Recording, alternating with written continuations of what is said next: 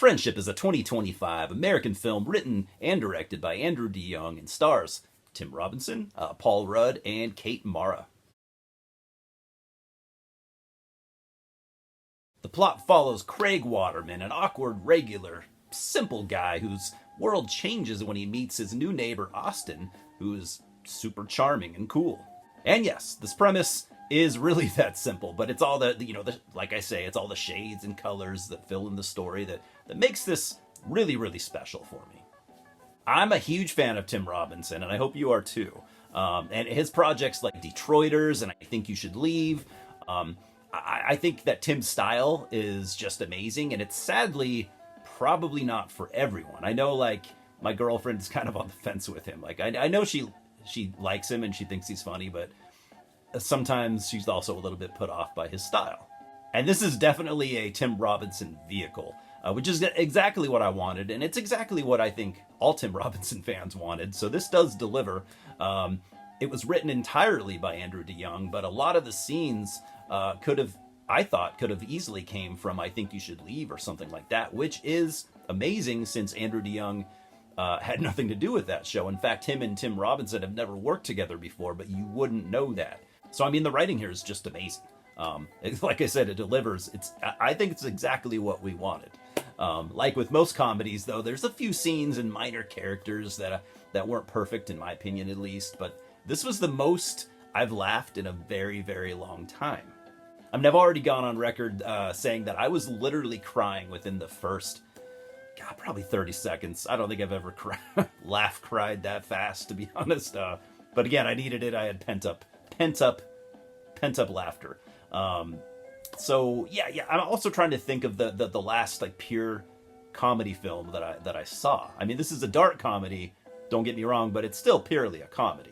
I see people throwing around the obvious comparison, which is I Love You, Man, and that's totally fair.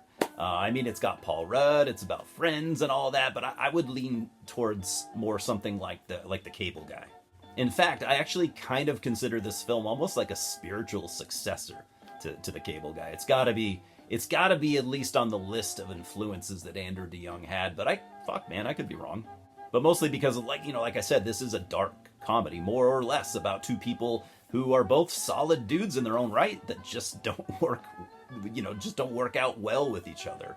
And I guess you could say, like a one-sided friendship, which, I mean, I think we've all been there. Some of us probably more than others, and I think that those will be the ones that will get the most out of this, that will be able to pick out the very real type experiences that not all of us have on like a semi-regular basis. And that this is going to be, a bit dark right from the start, where you see Craig, played by Tim Robinson, and his wife Tammy, played by Kate Mara, at a therapy session, which of course is not at all a bad thing, but you also learn that Craig's, he's got a great life, but one that is far from perfect at the same time.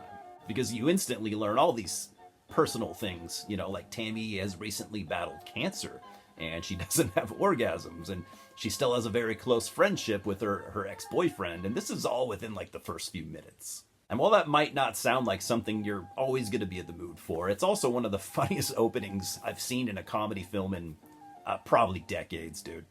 Which, to me, speaks to two things very clear.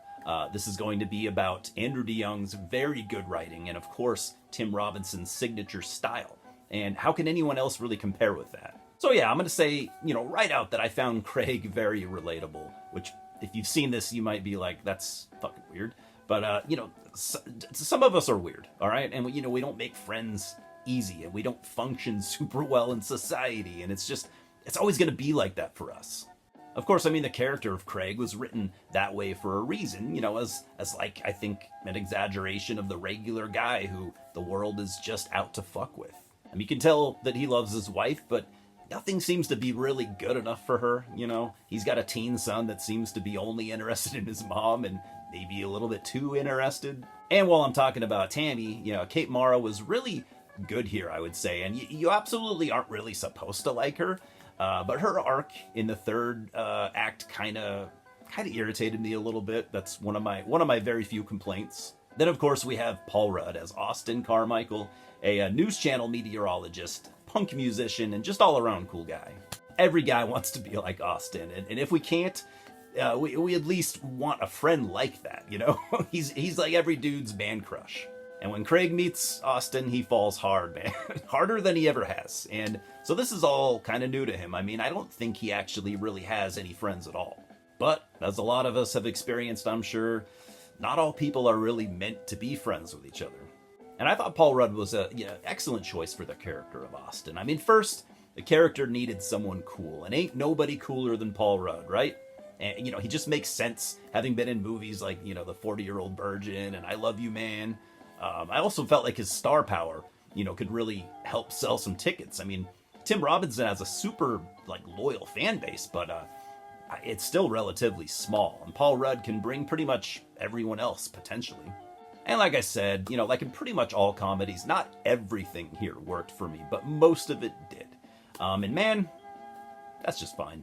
So I'm giving Friendship a 7.5 out of 10. Cheers, guys, and I'll see you at the multiplex.